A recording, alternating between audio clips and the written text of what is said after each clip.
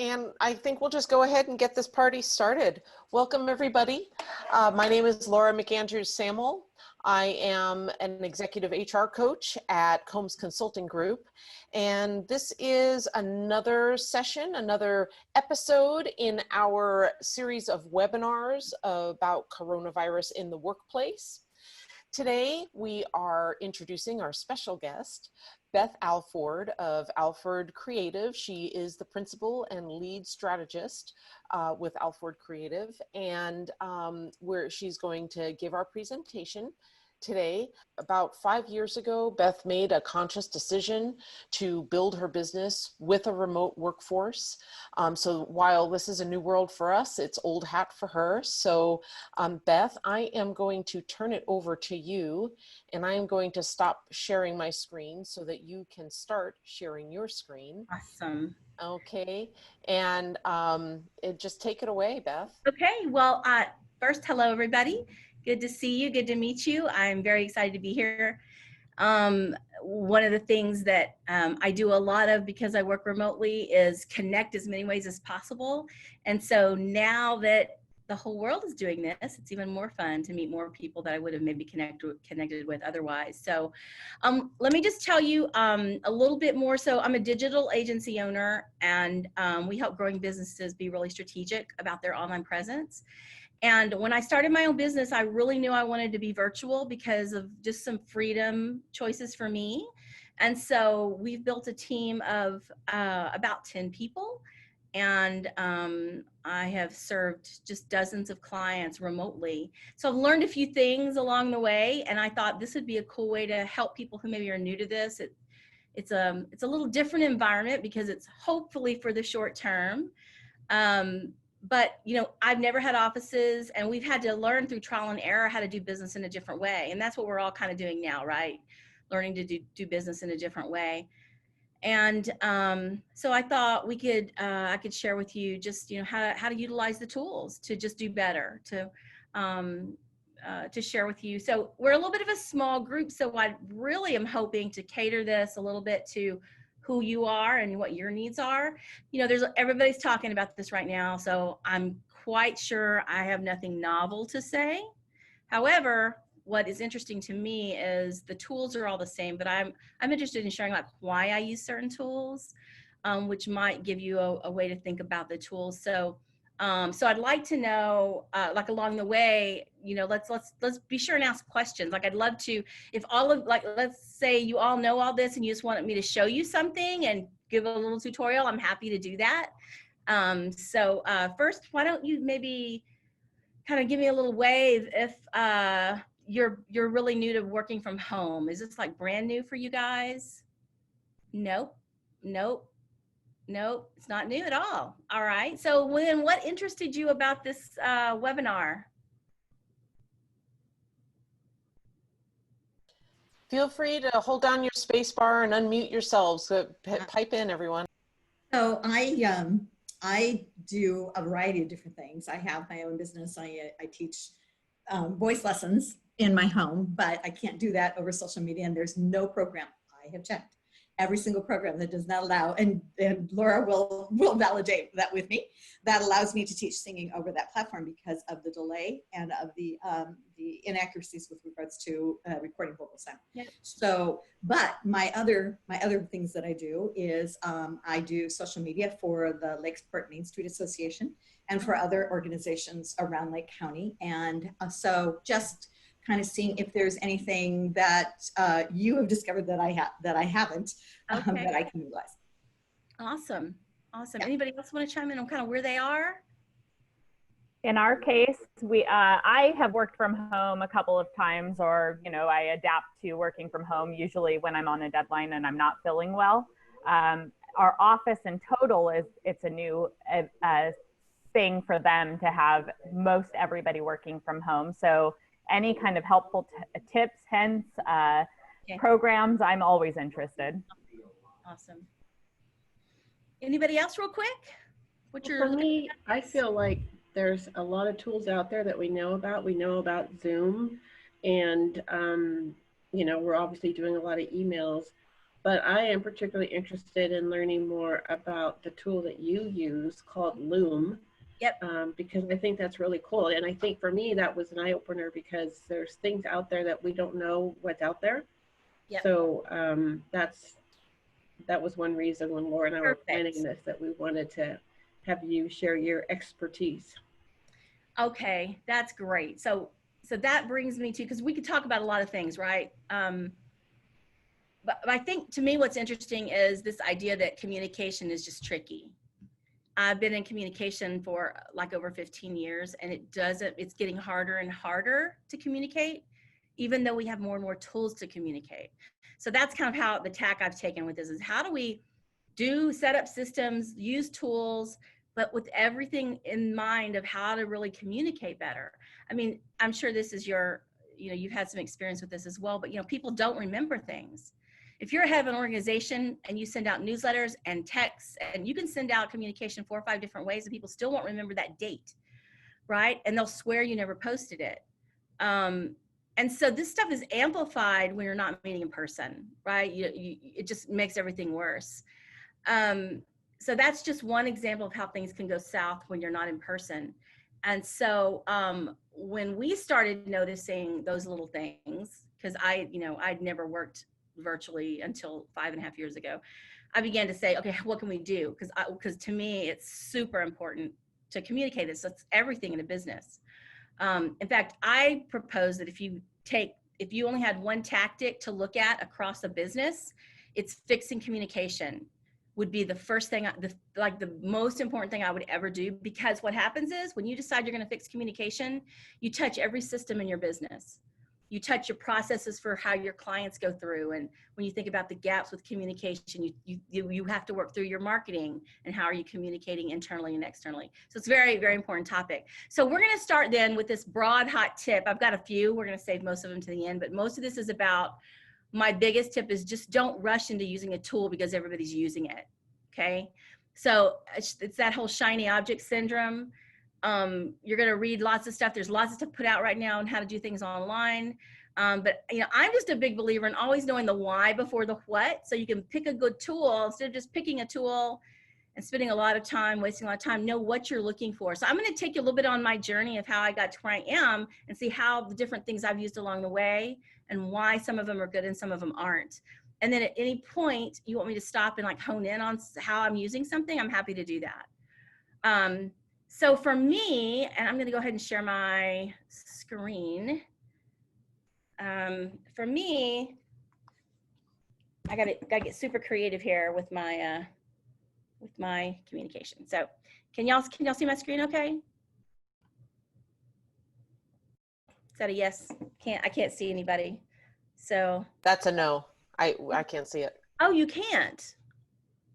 Sorry about that. Hang on.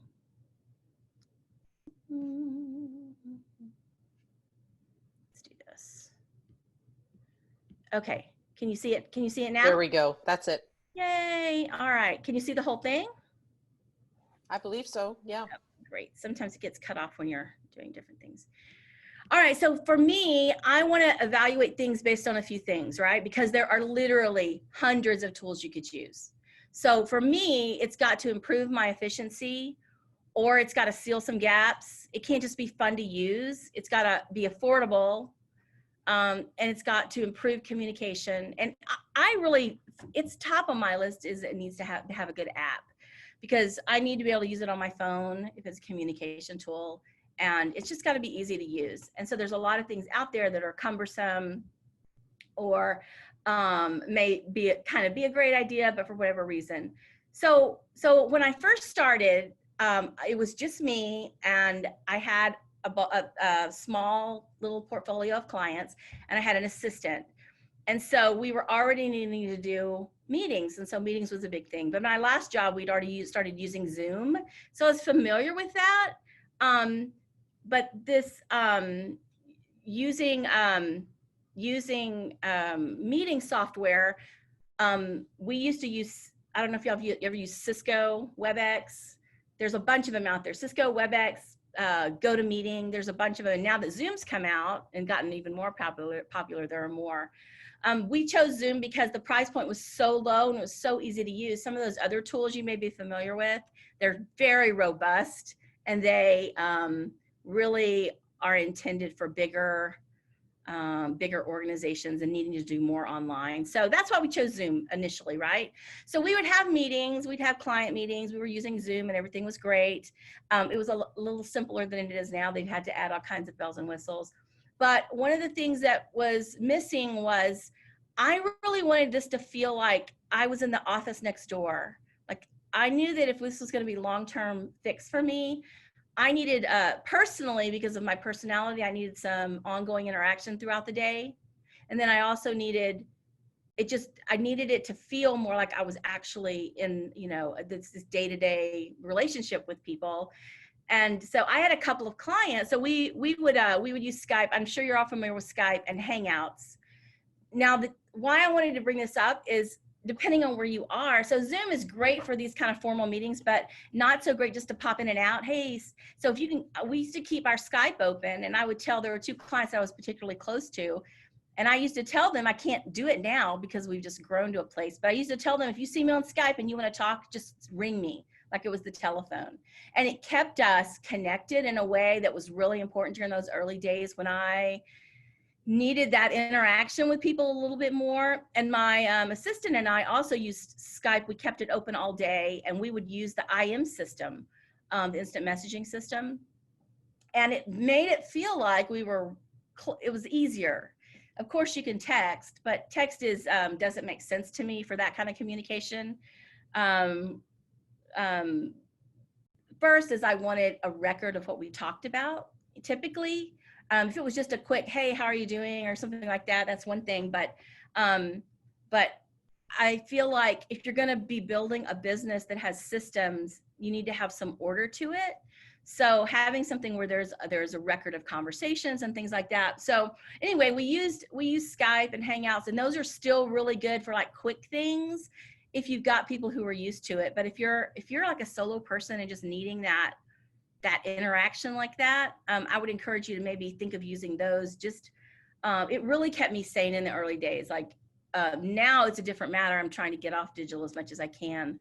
But if you're coming from an environment where you're used to being around other people and in a team, it can be really disconcerting to miss that social piece.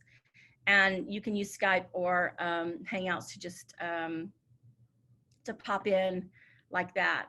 So the meetings were kind of taken care of early on, but I was finding that need for that daily communication. So we started using Skype. We were using the IM, but like I said before, it was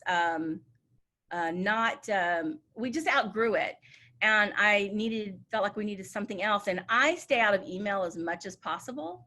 I really don't like email because as most of our inboxes are so full, things get lost.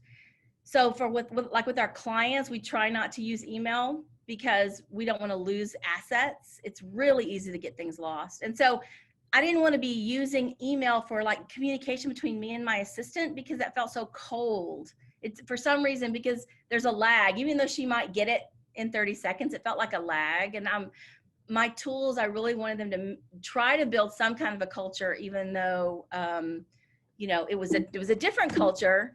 I still wanted it to feel, this isn't going to work. We'll just do it this way. And so we moved to Slack. I'm sure y'all probably heard of Slack. But I bring it up because it's become an invaluable tool for us right now. We've used it for several years, and now I use it for multiple teams. I bring clients into Slack when it makes sense.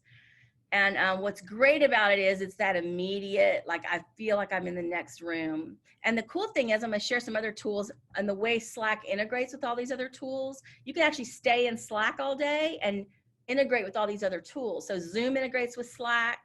I can go, let me show you. Let me stop sharing and share. I want to show you something in Slack in case you have never seen it.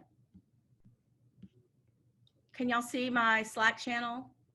Okay, so this is a Slack channel. I'm going to go to my own self.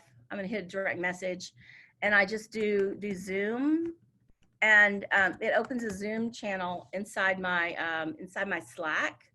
So you don't ever have to leave Slack. So that's really nice for those conversations between people. As you can see over here on the left-hand side, these are all the different organizations or teams I use Slack for. Some of these are my clients because they have their own Slack channels and we just integrated in there. But then you can talk to your team. You have different channels around different kinds of projects, and some of these are locked, so only certain people can get in them. But what's great about this is you can upload documents. I've integrated with Google Drive, so if somebody shares a drive with me, it all shows up right here. I literally do not have to leave Slack, and everything's recorded. So it's not like a text message, or it's not, but it feels like that. So my team and I pop in once a day for a standing meeting. We just pop in and we say, hey, how's it going? What's everybody working on today?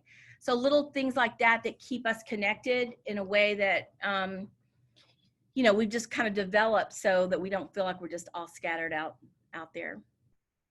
Any questions about Slack? Has anybody else used it before? I actually was going to ask you about that. I've not heard about it at all. Oh my gosh. I guess I've heard about it, but I don't know, the functionality. So what is that Amazing considered? tool. Is it a messaging? Yeah, it's a messaging app. However, it's very robust. And like I said, my Google is attached to this. My Zoom is attached to this. My Loom is attached to this. I'll show you in a minute how I use Loom on here to create that intimacy with our team members. So let me show you a couple more things, and then we can answer some specific questions. I'm going to stop sharing. So I also wanted to share with you this this daily communication thing. So the only thing I'm using that's not on my desktop is something called Marco Polo. Anybody ever heard of that? It's actually an app here, and I will use it with my team occasionally if I'm out and about, and I just need a quick, I use it kind of like a voice recorder. So I can shoot a quick message to her if I want to do it. It's easier than other things, but it's really, Marco Polo's for fun, but it's a quick, easy way to do a video thing when I'm out and about. So in case you haven't noticed, video to me is just really huge. It's really one of my kind of hot tips, which is see faces early and often. I think that's just one of the best ways to keep a connection, to build and keep a connection between your clients and your team. But let's talk a little bit about Loom, which is one of the things that I know Denise was interested in. Loom is a web-based video recorder that is used for, you can either just record your face or you can record your desktop. And that's how I originally found it, is I was doing little tutorials, and it was a quick way to just capture what I was doing on desktop and send it to a client really quickly. Excuse me. There's also another one called Soapbox, and I'm going to show you both of them. Anybody ever heard of either one of those things? Oh, good. I'm going to teach you something new. So let me share my screen again. So it's a, there's an extension for it up on, I'm gonna open my Gmail, like I'm gonna send an email. So it sits up, you'll see my, my browser, I guess. This is Chrome, but it works on other browsers as well. There's a little Chrome extension. So you see here, so this is my Zoom Chrome extension. There are other ones. This is Loom right here. And then this one over here is the Soapbox. They do the same thing, they just have a couple different attributes. But basically what it is you click it and it pops up and allows you to record. You have the options of just doing, if I just want to do my face, I can actually move this to the center. Oh, what just happened? Hang on a second. I can do the current tab. I can do, oh, here, I can just do the webcam, and I can move that to the center depending on where you've got your, I can even make it bigger if I want to. And I can just do myself. It's really quick. And, or I can do myself and maybe the, my screen. So if I'm capturing if I'm trying to show somebody something, if I was teaching you how to do, in fact, let's do it right now. You just start recording, it gives you a countdown. And it's hiding. So now it's going to be recording, and it's going to be recording my face, and I don't want my face, oops, I should have moved it beforehand. My face shouldn't be right in the middle. That's going to screw it up. But anyway, you can basically do your face, and then you can also be talking in the background and showing people what's happening on your screen. So it's super simple. You don't have to do anything. All you do is click the little button, and then it just sends you over to Loom, and it records it for you, and you have a nice little recording. And so all you have to do is copy the link and just put it into your message. And this is what comes, people get a video. So I've started trying to use this a lot, and here's why. Who's ever had a miscommunication happen in email? Who's ever had something where, so we tend to read our email and our written correspondence, it's through our own lens. So if we've had a bad day, or if there's been prior tension, or if we think we know how they're projecting, it's so easy. So I will usually use this if I'm going to be explaining something that's a little lengthy or a little delicate. I can have a very hard conversation, but if they see my face and they hear my tone, it's so much better than if I put the same bullet points in bullet points and they think I'm yelling at them. It's a really subtle thing, but these are the little tips that have just really made a difference in my agency.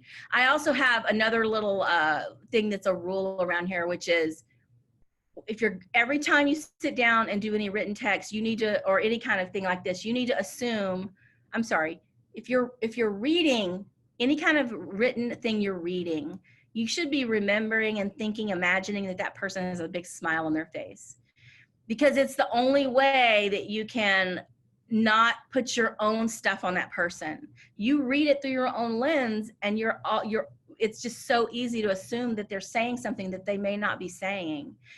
And so one of the other rules that we have for working as a virtual team is that the very first sign of any tension that you feel, or you think you've got to say something hard, you need to get on the phone. You need to get on Zoom. We don't use the phone, but you need to get on Zoom and have a face-to-face, because the longer you let that stuff go, it gets worse and worse. And so again, this whole thing is around this idea that communication is tricky. And so we've set policies in place to mitigate that, because we know it's true that we all have our own biases and perspectives. But this has been a lifesaver for that, because as you can imagine, hearing somebody's tone just totally transforms that. I can also, let me show you this. I can also take, where is it? I can also, oh, it's because you're out in the way. I can also take that same Zoom link and put it in, that same Loom Zoom, and put it in I can instant message somebody on my team with the same video. So if I'm not doing email, but I'm doing it in here. And how many conversations do you have with team members that can get dicey for no reason, right? Except that, so I think video is amazing. Now, I think you should be aware, if you're not, so anytime you use a web browser based software, you don't really own your stuff. It's up in the cloud. So I do a good job of cleaning mine out. Like every couple of weeks, I'll go back to the Zoom cloud and I'll delete old videos, because I don't use them I use them for this kind of communication. I don't use them for anything that needs to be, housed for marketing or anything like that. But I can if I wanted to, because what you can do is you can actually use this. If you've got a nice camera, you could do your marketing stuff here, because you can download the MP4. So if you don't maybe like it's a very quick and dirty way to do all kinds of stuff, because you can download it. But if you leave it sitting here, you need to be aware this is in the cloud. Now you can tell it to be recording, and it's going to be, sorry about that. You can tell it to be private, but it's still on somebody else's cloud, right? And I know sometimes people feel funny about that kind of stuff. The thing, Soapbox is almost the same, except it has a better feature where it lets you, when you're editing your video, you can, what this is going to do is the whole video is going to edit with my face right there, because that's how I started it. The Soapbox one lets you edit as you're editing the video. It'll take you across the bottom, and you can say, I want just my face here, or I just want the screen here, or I want a combination. That's kind of a nice feature. So Denise, since you were interested in Loom, do you have any questions about this? I don't have any questions. It's helpful to get a better understanding of it. And I think what I need to do is probably decide between Loom and Soapbox and just get online and get a free trial or something. Do you know what the Well, cost? no, I use the free versions. I've never needed Both to of use, them? yeah, I've never needed to use anything but the free versions. Oh, So okay. again, that's that whole thing of know what you're looking to do first before you pick a platform. So I knew I was going to be using this. I don't really use this for my marketing, but you know, you could. I'm trying to think of what do they have to upgrade. Oh, so I can upgrade. It gives me the ability to add call to actions, to do some custom thumbnails. There's a few other features. I just didn't need that for what I was using it for. So, you know, when you're searching for a tool, know what you need. What do you need before you decide on the tool? Hey, Beth. Yeah. Can you use Loom or Soapbox to record videos to post to social media? Yeah, so I believe that there's a share button here. You can share it there. Now, here's why I would not do that, because that's a bad way to think about your social media assets. I would use it here and download it, and then take the download file. So here's how we typically think of, and I've got a social media person in the room. She may have a different take on it. But we want people to get as much out of one piece of content as possible. So if we were going to use it on Facebook, Facebook wants to see native videos on Facebook. So use your MP4, put it on Facebook, do what you're going to do with it. Then go ahead and put it on YouTube, optimize it for YouTube, and then take it and transcribe it and put it on your website as a blog and a video. That way you can take one video and make all this content out of it. But here's a mistake sometimes people make is they'll put it on YouTube because that's so important. If you're doing any video at all, you've got to have YouTube. It's the second largest search engine in the world. It makes sense. It doesn't make sense not to have it. But if you put it on there, don't take the YouTube link and put it on Facebook, because they want stuff native. So they're going to show it to fewer people if you do that.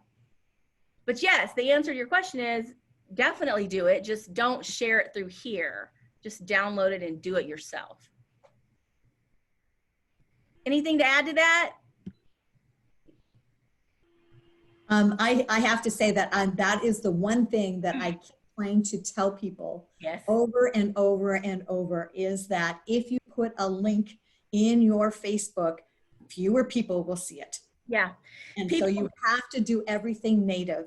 And I do for the Lake County Theater Company, have, just taken their social media and, and really broadened it, because I don't use that. Or we kind of fudge it a little bit, because we actually have a web page link that doesn't look like a web page link. And as long as I don't put www in front of it, Facebook does not recognize that as a link. And I have people that will argue with me and say, no, you need to put www in front of it. And I say, okay, if you want to do that, not many people are going to see your product. And the whole idea here is Facebook is to expand that and get it out there. And so if you want to limit it, go right ahead and do that. But I'm not going to do it because I know better. And I've had direct experience with that. So it's unbelievable. I've proved it over and over and over to myself that just doesn't work, And the other thing that, and you're right, the native, for one of our shows, I did a whole bunch of really small videos of, the characters and in their costumes and that kind of stuff. Those were incredibly successful. They were maybe 30 seconds each, I think, Laura and Denise, who saw them. They're very, very short. But I got to tell you, because we were advertising the show, we advertised, through a character, in rehearsal. And boy, I got to tell you, those exploded on the internet. I had more shares on that than I've ever seen. It was amazing. But native video is exactly what they want. Yeah. Knowing what they want and playing by their rules is the only way to go there, because too many people waste so much time there and they don't understand why they're not getting any results. Oh yes, absolutely. So it's already 2:30 and I don't know, or 12:30 your time. I'm in Texas. I'm in Austin, Texas. I do have a couple of thoughts around other communication tools. I don't know if any of y'all are doing webinars. Zoom is becoming very popular. I think y'all are using just kind of the basic Zoom for this. Zoom also has a webinar tool, If you're doing like really big webinars and you want all the automation, Zoom has a great tool that's decently priced. Webinar Jam is also good, and GoToWebinar if you're looking to do those. I actually like Hangouts for webinars, Google Hangouts, because it's got a better, if you're gonna be, this is gonna be recorded, and I always think the recording looks awkward for reuse of the content. If you're looking to do webinars where you're gonna wanna reuse the content for your own marketing purposes, which I always recommend, don't ever waste a piece of content, use it 4 or 5 times. But Hangouts just looks nice. You've got, it's either just you or it's you and the person you're talking to. And other people can be watching it, but they're not on the screen. So it's a nice interface for future marketing. However, if you know how to edit video, you can also edit out here. But Zoom is the trickiest actually to edit after the fact, to get everybody out. Especially if you're sharing your screen and it only shows you up here. It's really tricky. But then things like podcasts. Anybody doing podcasts? Is anybody interested in doing podcasts? There's some quick things. There's some real quick things you can do. People have a misnomer. They think podcasts are this big hairy thing. Well, they're just not. You've got a decent microphone and a closet where you can fix I've got a little podcast closet back here. And then honestly, like a really quick and dirty, I don't know if you guys are Mac users or PC users, but you can do something this easy for podcasts. I'm going to share my screen. This is Mac's voice memo, and it's great. I have a little one of the really inexpensive blue mics. I think it cost me $50. With this, I can create a really quick MP3 just really quickly about anything, and talking into my mic in my closet. And all I do is so stinking easy, and it goes right there. I pull it down to my desktop, and then I can put it anywhere in the universe and publish it. It is so easy. You don't have to it just makes me, it hurts my heart. All these companies, and they're just trying to make it money, which is good for them, right? But they've built these businesses because people don't know what to do, and they've made it complicated.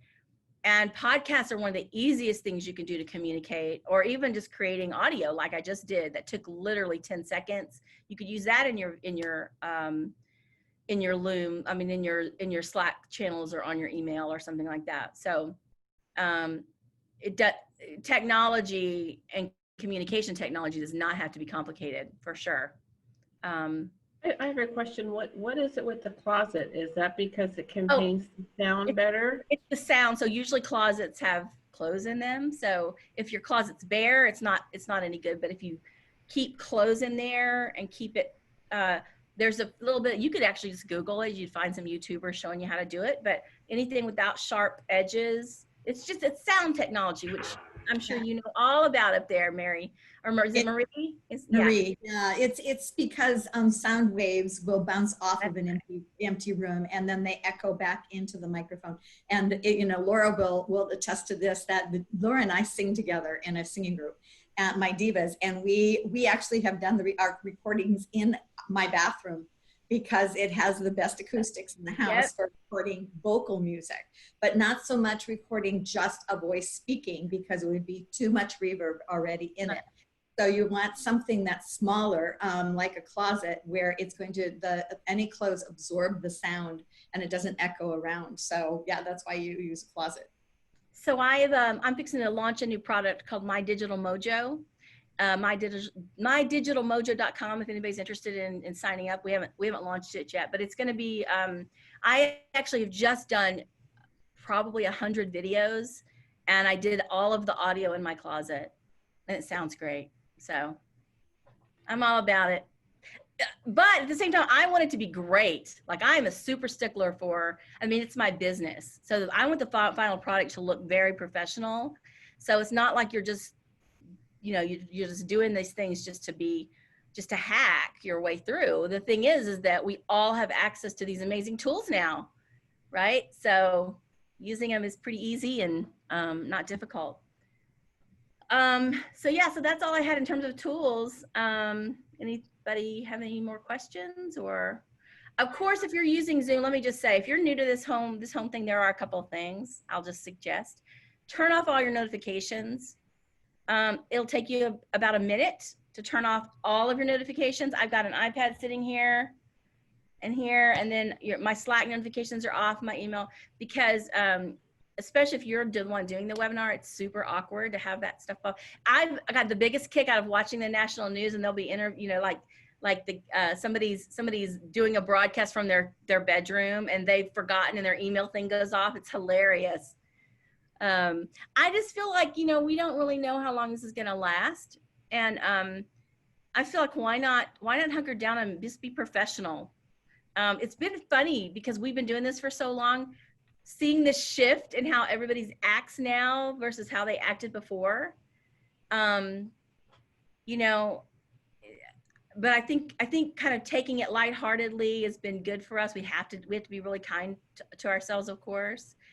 But if this is long term, I think we need to decide how are we going to put some things into place so this can be like a real professional way of doing things. And getting dressed is a good idea. You can do this without pants, but there's something about what it does to you, how it makes you feel to be sitting here, getting up and doing your thing, right? Yeah.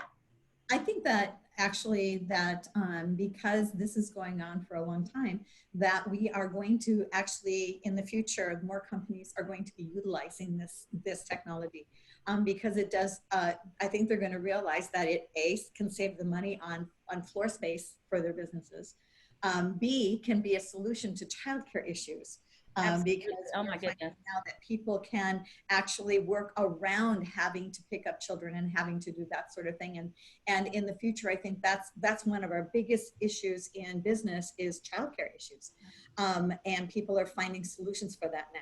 And so I don't think we're going to go backwards. I think we're only going to go forward, and forward is learning this stuff and making it work for you and being able to get yourself out there. I think it's a marketable skill. Is what it is. Absolutely is. I think too, though, just deciding if what you say is true, which I totally think is right, we can't just treat it like it's just a period of time and, just decide we're going to be lax about it. We got to figure out how we're going to really make this work for us as business owners, right? And entrepreneurs. Yep. And there are some real challenges. I'm sure y'all face some of them. Drawing the line between business and work is tough when you're being disciplined and saying, I get up at 6 a.m. and I go sit in front of my computer. Like it's just a Monday. It's what I do, right? It's not, I don't have an excuse to sleep in just because I work from home. So it's a whole mindset shift that I think if we're going forward, we've got to adopt. Now, during this time, maybe, we're all lax because we're just trying to get by. But I think if this discussion is how do we set a normal. And some of that is just deciding I'm going to be as professional as I can, as if I were going into the office, and figuring that out, being disciplined, and then drawing those lines. It is really hard to draw the lines when you work from home. That is one of the biggest issues we've had. I don't work from the couch because if I work from the couch, then it blurs the line. Like I've got to sit, I want to be sitting, I do every now and then, but you know what I mean? Like I want to be sitting at my desk, because then if I need to stop work, I have to walk away. If you get used to just doing work everywhere around the house and there's no separation, and it, or at least for me, it became a real nightmare where I just felt tied to my computer constantly. So yeah. Hang on, there you go.